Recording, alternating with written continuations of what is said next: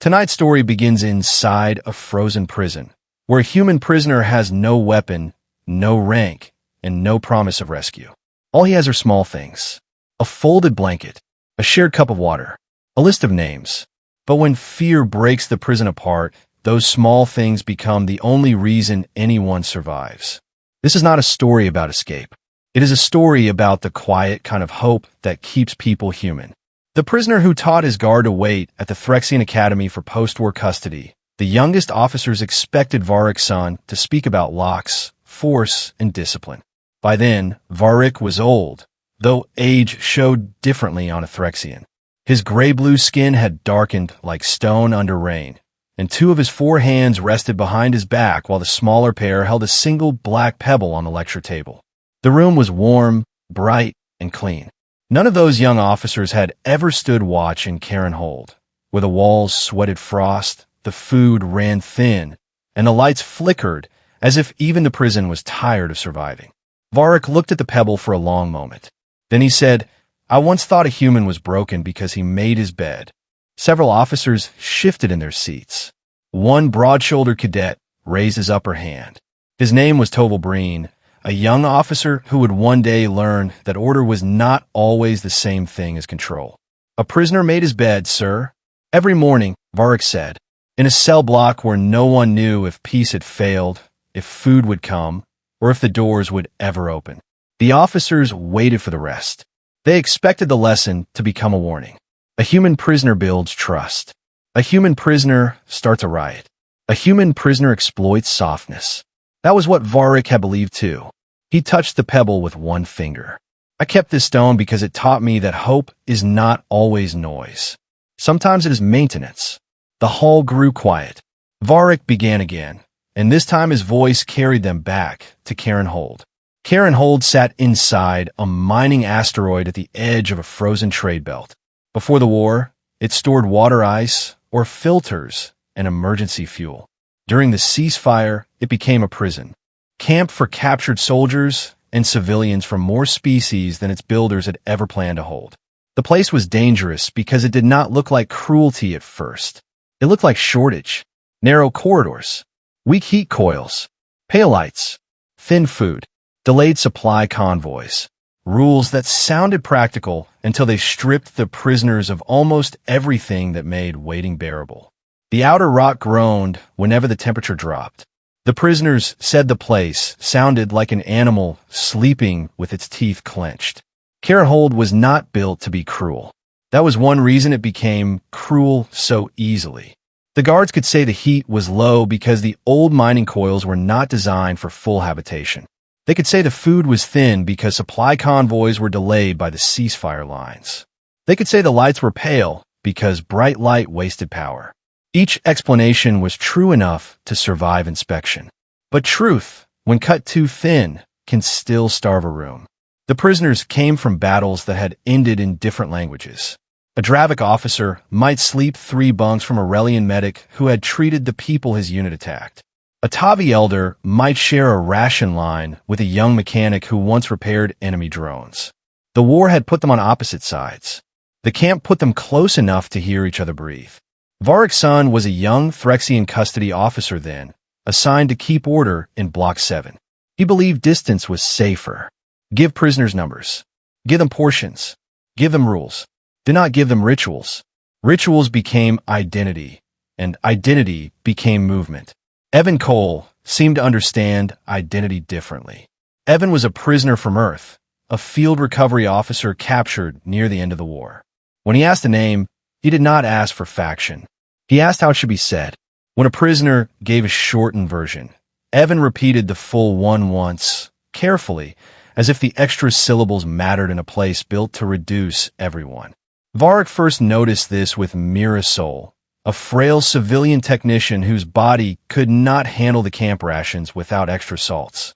"Mira is enough," she whispered. "Is it?" "Your name?" Evan asked. "It is what the guards use." "That was not my question."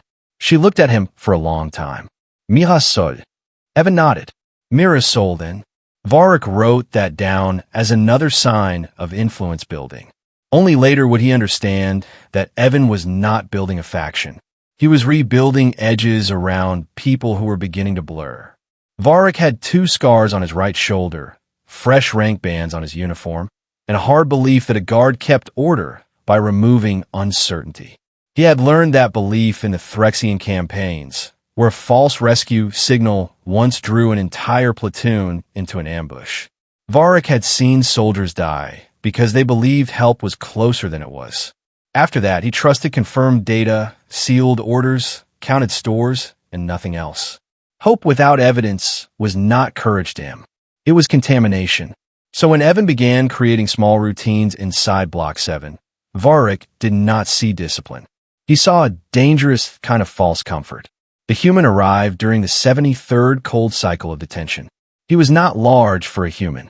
He was lean, tired, and quiet, with dark hair cut short, a beard grown in from captivity, and eyes that watched people before judging them. His file called him a field recovery officer for Earth. Varrik read the title and dismissed it. Not a commander, not a weapons specialist, not a political prisoner. A recovery officer meant a human who came after battles, counted survivors, moved the injured, and organized what remained. Useful in ruins, perhaps. Not dangerous in a prison camp. On Evan's first morning in Block 7, he stood before the light cycle fully brightened.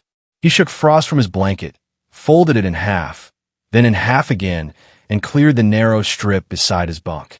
Then he checked the face of a sick Relian prisoner sleeping near the heat vent.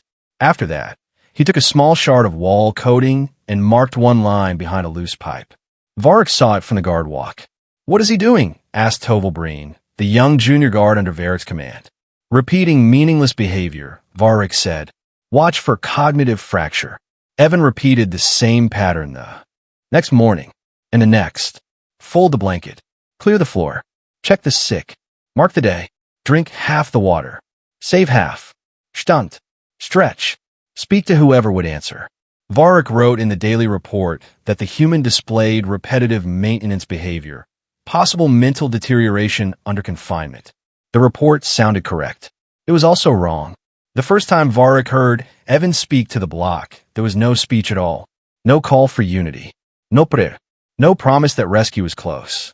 A Dren prisoner refused to stand for ration line. Another lay, facing the wall.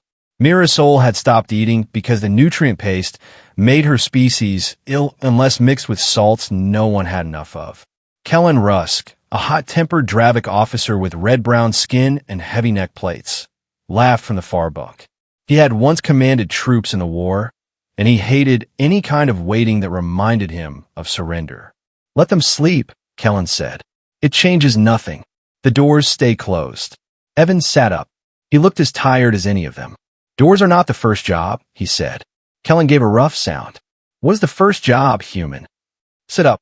No one moved. Evan pushed himself to his feet and picked up his cup. "Drink half. Save half. Check the person beside you. Stand long enough for your legs to remember they belong to you." The Dren prisoner cursed him in a language the translator barely caught. Evan nodded, as if the curse were useful information. "You can curse standing." A small sound moved through the block. It was not laughter. It was something closer to surprise. Mirasol looked at Evan. "Why?" she asked. Her voice was dry and thin. "Why stand if the door will not open?" Evan looked toward the sealed door, then back at her.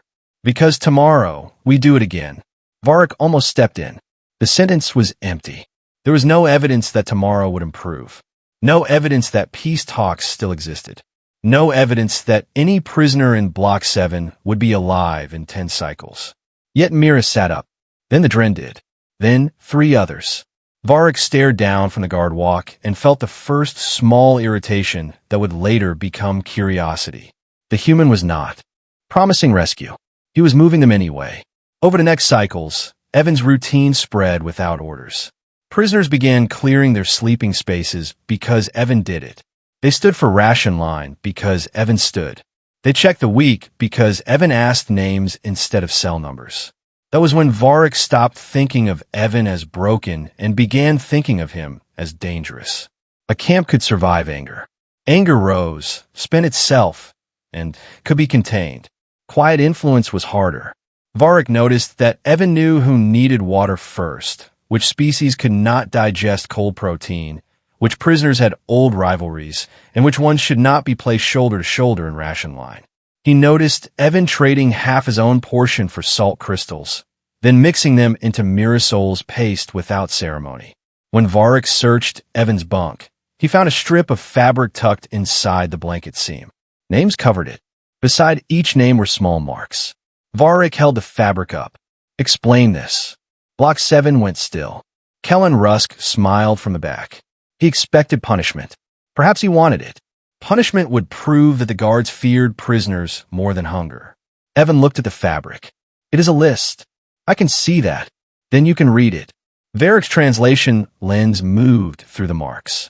He expected shifts, guard routes, weak points, and hidden loyalties.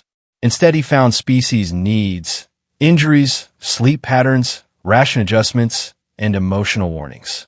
Mira's soul needed salt and breathing checks after cold cycles. The Dren male near the vent grew angry before collapse and needed work before ration line. Kellen Rusk should not be shamed in front of a crowd because he would escalate if cornered. Varrik's smaller hands tightened. "You are categorizing prisoners." "I am remembering them," Evan said.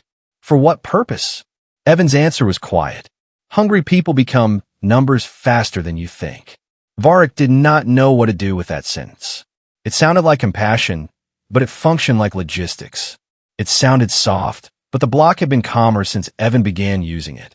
Varrik confiscated the list anyway. The confiscated list changed. Varrik more than he admitted. He took it to the guard room and spread it under a lamp. Toval Breen stood nearby, eager for proof that the human was dangerous. Together they translated each mark. The longer they read, the less triumphant Toval became. There were no guard names, no Whipon Simbivs, no attack times. There were notes about who grew cold after the second light, who needed soft rations, whose anger rose when laughed at, and who should not be touched on the left shoulder. There were reminders to give one prisoner a task before panic, and to ask another about his daughter only if he was fully awake. Toval's lower hands folded uneasily. "This is too detailed. That is what makes it dangerous," Varrik said. But even as he said it, he knew the danger was not what he had expected. Evan was seeing too much. Not corridors, not locks, people. To a young guard trained to count bodies, that kind of attention felt like an intrusion. That night, Varrik checked the incident log and found something inconvenient. Since Evan's arrival, ration disputes in Block 7 had dropped. Medical complaints were reported earlier. Fewer prisoners missed line movement. Even Kellen Rusk had not struck anyone in 8 cycles. Varrik almost added the observation to his report. Then he deleted it. He was not ready to let a prisoner be useful in a way his doctrine could not explain. That evening, the line for water nearly broke into violence. Evan had no list to check. He still remembered enough to move Mira away from Kellen, place the Dren beside a patient old Tavi prisoner, and give a restless insectoid captive the task of counting cups. Varrik watched from the door and hated that it worked. Kellen hated it too. "You make them comfortable in chains," Kellen told Evan that night. "You make them grateful for scraps." Evan sat on his bunk, sewing a tear in his sleeve with wire pulled from a broken filter. "No," Evan said. "I keep them alive until chains are not the only fact left." Kellen stepped closer. He was taller, broader, built for charge and impact. "Waiting is how prisoners vanish." Sometimes, Evan said, running at the wrong door is another way. "You sound like a guard." Evan looked at him then. "I sound like someone who has carried people after crowds panicked." Kellen's jaw plates flexed. "You think your folded blanket will save us?" "No, but it tells me who still has hands steady enough to help when something happens." Kellen had no answer he liked. Kellen Rusk's anger had its own history. He had commanded a hill battery during the first winter push. His unit had held out for 17 days after their command channel failed. By the time surrender terms reached them, half his soldiers were gone and the other half believed the order was a trick. Kellen had surrendered anyway. He had never forgiven himself for surviving obedience. That was why waiting tasted like shame to him. It felt like being erased slowly, without even the dignity of a fight. When he spoke of seizing food or rushing a door, he was not only being cruel. He was trying to feel command again before silence swallowed him. Evan sensed it, though Kellen never told the story directly. He saw how the Dravik touched the dented command ring on his wrist. He saw how Kellen woke before every false alarm, ready to fight a battle that had already passed him by. One evening, after Kellen mocked the walking routine, Evan handed him 2 water cups. "Make yourself useful." Kellen stared at the cups. "I do not serve." "Then count. If serving insults you, call it command." The Dravik almost threw the cups back. Then he saw the old Tavi prisoner struggling to hold a line together. With a growl, he took the cups and began handing them out like ammunition. For one ration cycle, Kellen's need to command became something that helped instead of harmed. Varrik watched that too. He began to wonder if Evan was not suppressing dangerous traits in the prisoners, but redirecting them before the camp could twist those traits into violence. Varrik did not fully understand it yet. Still, he tightened restrictions. He erased the marks Evan had made behind the pipe. He banned wall calendars in Block 7. He ordered guards to remove any repeated symbols that could create group identity. The order was legal. It was clean. It fit every training manual. The block worsened within 2 cycles. Without marks, prisoners argued about how long they had been held. Sleep became uneven. 3 skipped ration line because they believed the cycle was still night. The Dren prisoner tried to steal water because he thought distribution had been missed. Mirasol stopped asking for salt. Varrik recorded increased agitation after removal of unauthorized markings. He did not record why. On the 3rd morning, Evan placed 1 small black pebble near the leg of his bunk. On the 4th, he added another. On the 5th, a third. Varrik saw the pebbles during inspection. "I ordered you to stop marking days." Evan looked at the pebbles. "Those are stones. Do not play language games with me." "I am not. You ban marks on walls." "I am using stones." "For what?" "So the mind knows the day ended." Varrik leaned closer. "Why does that matter?" Evan's face was thin in the cold light. "Because endless time breaks people faster than counted time." Varrik nearly removed the pebbles. He did not. Later, he told himself it was because stones were harmless. He would learn there was no such thing as harmless when despair entered a closed room. The first real conversation between Varrik and Evan happened after a ration dispute nearly turned violent. Kellen had claimed that stronger prisoners should receive more food because they could seize the supply room if a chance came. A small knot of fighters had agreed. Evan stepped between them and Mirasol's group with empty hands. "People who are still thinking in terms of strength will get the weak killed first," he said. Kellen bared his teeth. "The weak are already dying. Not if the strong stop using them as proof that nothing matters." Varrik ordered the crowd back before Kellen struck.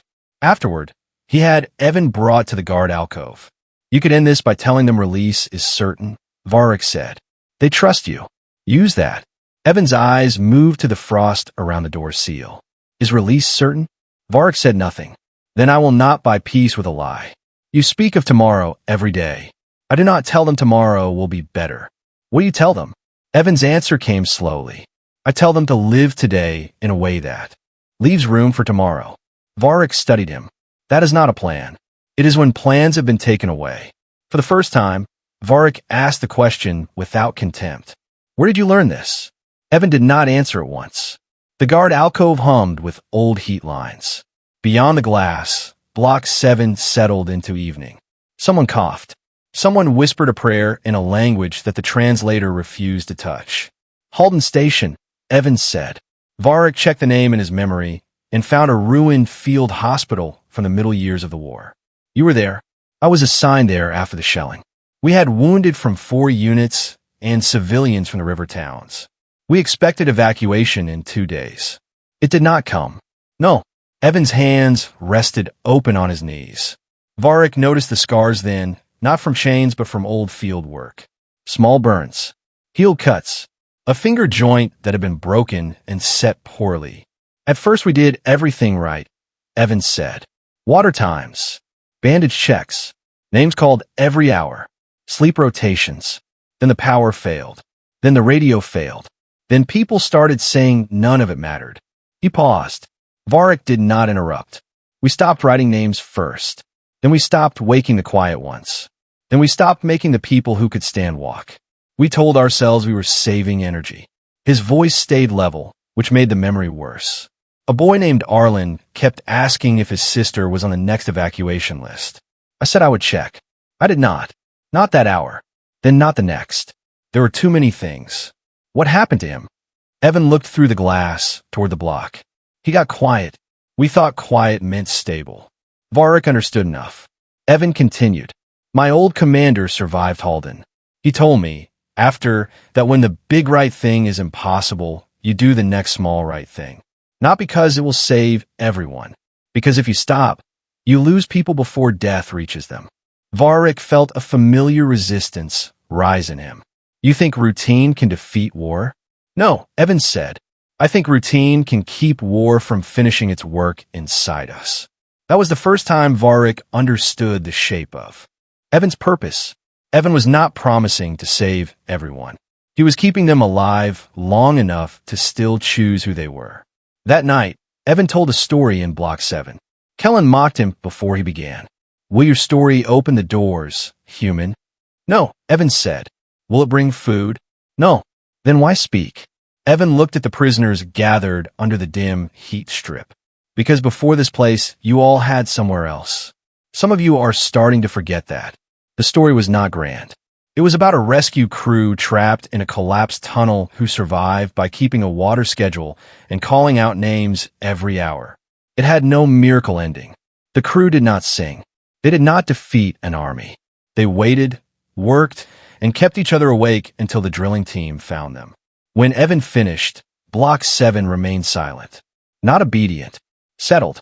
Varrik stood outside the door with his upper arms crossed and his lower hands resting near his shock baton. He did not enter. He did not stop the stories after that. He told himself the stories reduced agitation. That was true. It was not the whole truth. The cold did more than threaten bodies. It changed thoughts.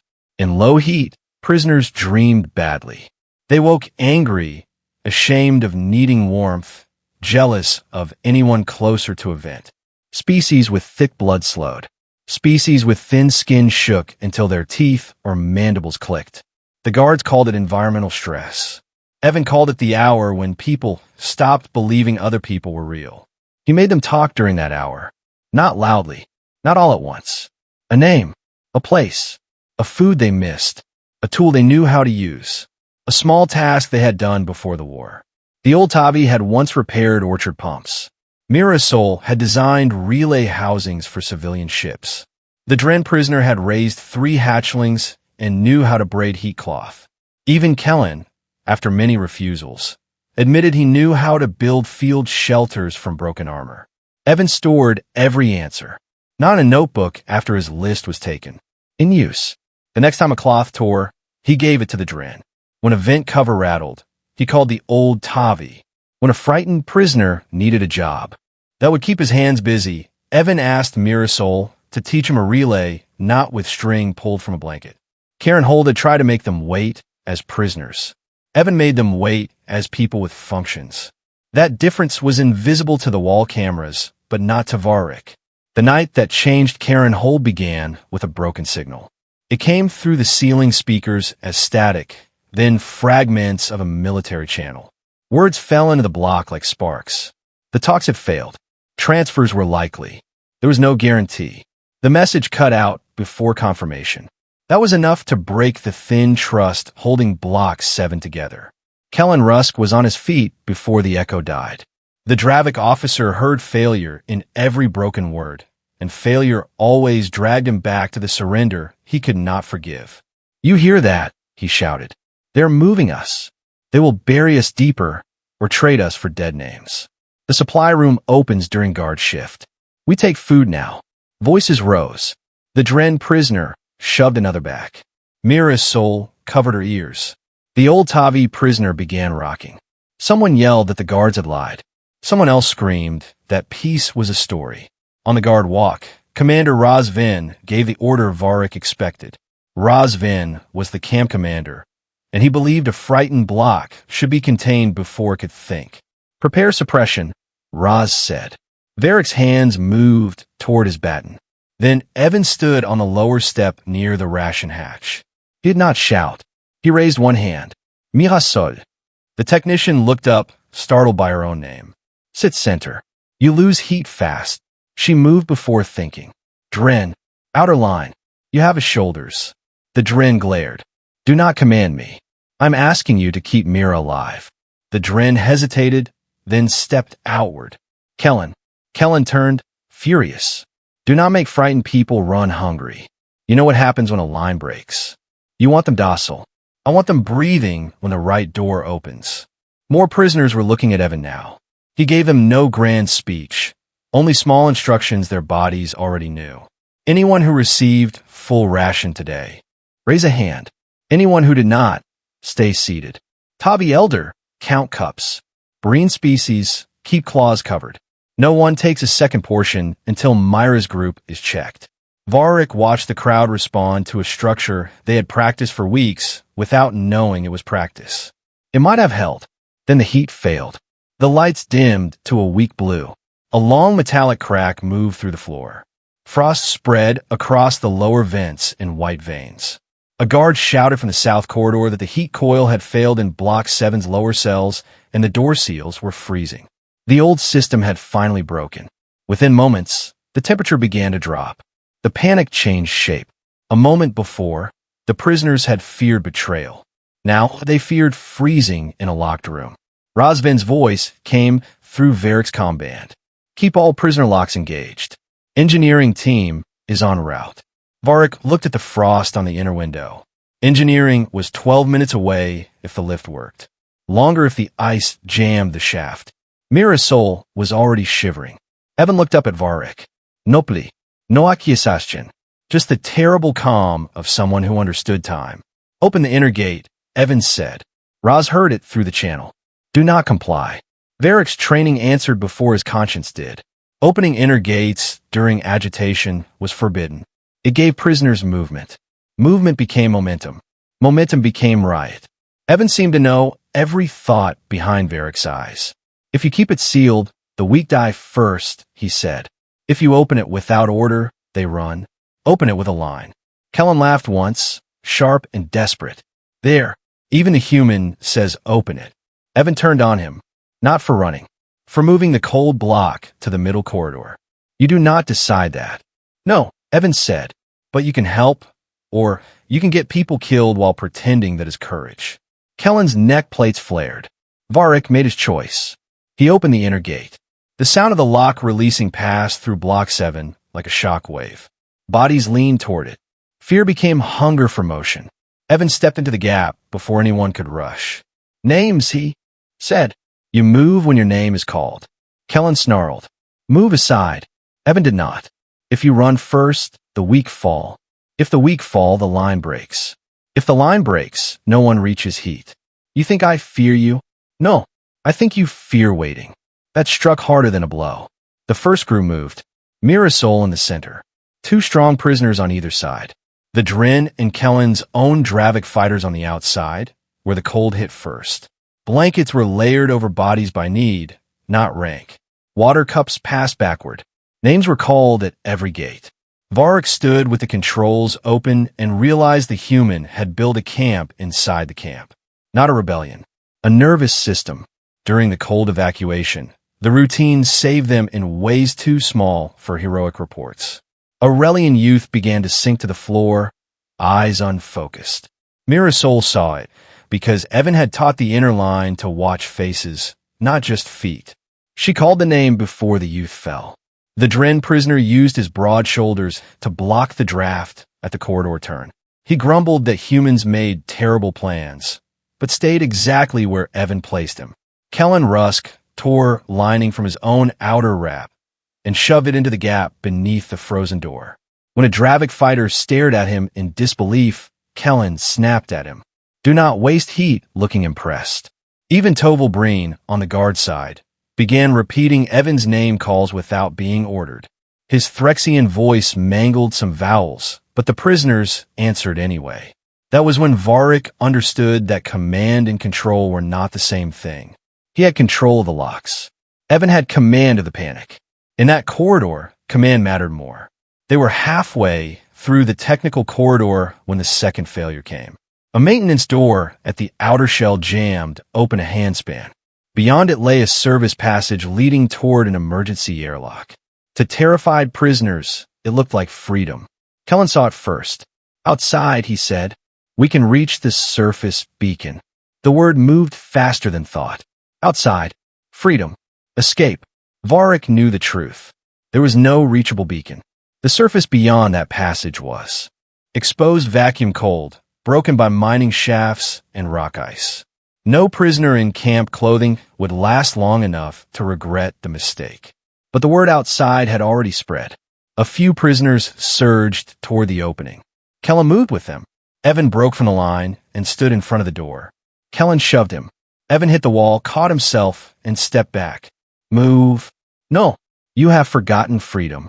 Evan's face changed then. Not anger. Something deeper and older. No, he said. I remember it well enough not to mistake panic for it. Kellen's fist closed. Evan looked past him to the others. We did not survive this many days to die because an open door looked like an answer. The real doors never open, Kellen said. Then we stay alive until one does. For a moment, everything balanced on a breath. Varrik lifted his baton, ready to fire if Kellen struck. Mira's soul spoke first. Call my name, she whispered. Evan did. Mira's soul. She answered. Here. The old Tavi answered next before being called. Here. Then the Dren. Here. One by one, voices filled the corridor. Not loud. Not brave in any clean way. Ragged, shaking alive. Kellen's shoulders dropped. When Evan finally said, Kellen Rusk, the Dravik officer did not answer at once. Then he looked at the open dark beyond the broken door and back at the line. Here, he said. They reached the middle corridor. The engineering team restored partial heat 21 minutes later. By then, no one had been crushed, no one had fled into the outer passage, and no one in Block 7 had been left behind. Varrik wrote the first honest report of his career that morning. Commander Raz Van rejected the wording. Unexpected prisoner compliance prevented casualties, Raz dictated. Varrik stared at the report screen. His lower right hand still trembled from holding the gate control open against the jam. Frost had burned the skin near one knuckle. That is incomplete, Varrik said. Raz looked at him. You opened a gate against protocol. I'm giving you language that preserves your post. Varrik thought of Evan standing in front of the false door. He thought of the names moving through the corridor like a rope in the dark. The human structure prevented casualties, Varrik said. The human is a prisoner. The human was right. Raz's eyes narrowed. Be careful, Senior. Varrik was careful. He changed the report anyway. 3 days later, official confirmation arrived. The peace accord had been signed. Prisoners would be processed for return. At first, Block 7 did not celebrate. The news was too large. Freedom, when delayed long enough, can feel like another rumor. Some prisoners stared at the doors as if they expected them to vanish. When the release order came, it did not heal them at once. Some prisoners laughed too loudly. Some sat down and wept without sound.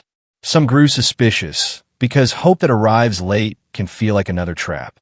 The guards opened containers of personal effects. The objects inside looked smaller than the memories attached to them. A broken ring, a field patch, a child's drawing folded until the crease almost cut through the paper.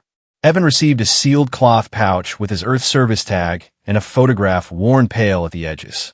Varrik saw him look at it only once before closing the pouch again. Family, Varrik asked before he could stop himself. Evan's thumb rested on the cloth seal. People who expected me to come back human. After this place, is that possible? Evan looked around Block 7. Mirasol, the civilian technician, was helping the old Tavi stand. Kellen, the Dravik officer who had once wanted to seize food, was arguing with a guard about whether the weak should board first. It has to be worked at, Evans said. Like everything else. Kellen Rusk sat on his bunk, silent. The old rage had drained from him, leaving exhaustion. Evan went to Mirasol first. He checked that her transport group had the right salts in her release pack. He gave the Dren prisoner the strip of cloth that had replaced his old list because the Dren had learned every ration pattern in the block. Then he told the old Tavi prisoner that the stories now belonged to him until everyone left. Only then did Evan return to his bunk. He folded the same torn blanket one last time. He straightened the sleeping mat. He placed the small stones in a neat line beside the wall, then picked one up and held it. Varrik stood in the open cell door. "You are leaving?" he said. "Yes." "Why clean it?" Evan smoothed one last crease from the blanket. "Because I was here." Varrik did not understand. Evan looked at the bunk, then at the corridor, then at the gate that had held him for months. "I did not want this place to be the only thing that shaped me." Varrik felt the sentence settle somewhere no report could reach. Kellen approached before Evan left. For a moment, Varrik thought there might be a final fight. Instead, the Dravik held out a ration cup, the one he had once tried to take from the weak. "Keep it," Kellen said. Evan shook his head. "You keep it. Use it right." Kellen's jaw plates moved. "I thought waiting made us small." "It can," Evan said, "if all you do is wait." "And what did you do?" Evan gave him a tired half-smile. "The next small right thing." Before the prisoners boarded the transport, Varrik found Evan beside the ration hatch. The hatch was open for the first time without a guard standing over it. Evan was showing the Dren prisoner how to fold the cloth list so it would not tear. "You could have used them," Varrik said. Evan glanced at him. "Who?" "All of them. They would have followed you." "Some would have. For a while." "You never wanted that."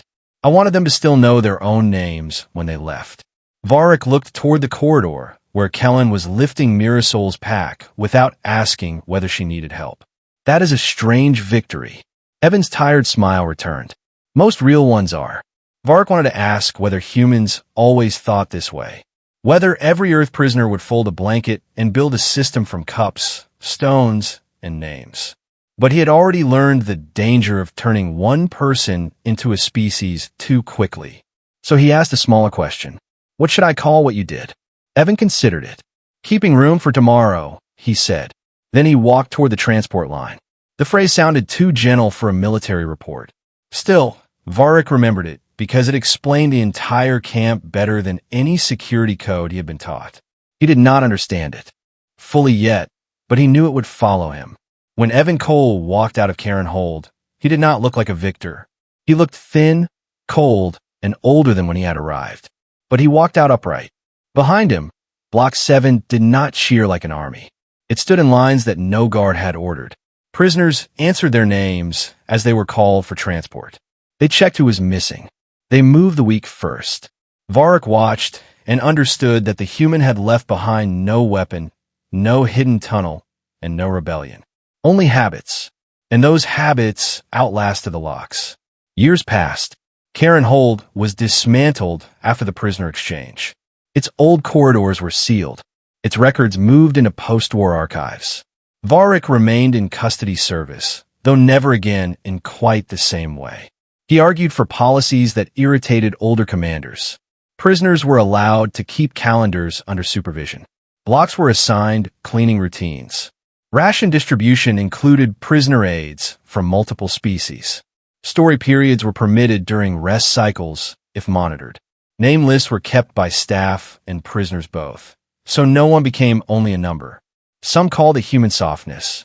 Varrik called it structural stability. In truth, he called it that because military boards accepted structural stability more easily than they accepted mercy. But in his own mind, he used Evan's word. Maintenance. At the academy, Varrik lifted the black pebble from the table. "This was one of the stones Evan Cole used after I erased his calendar," he told the young officers. "At the time, I thought it was defiance." Toval Breen, now grown and seated among the instructors, looked down. He had been there. He remembered the cold night. A young officer in the front row raised a hand. "Sir, with respect, are we meant to adopt human sentiment as security doctrine?" Varrik turned the pebble between his fingers. "No." The officer relaxed too soon.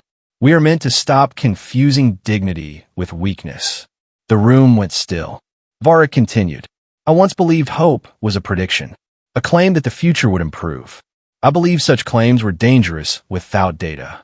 He looked across there. Faces, seeing his younger self in too many of them. The human prisoner did not teach us that tomorrow would be better.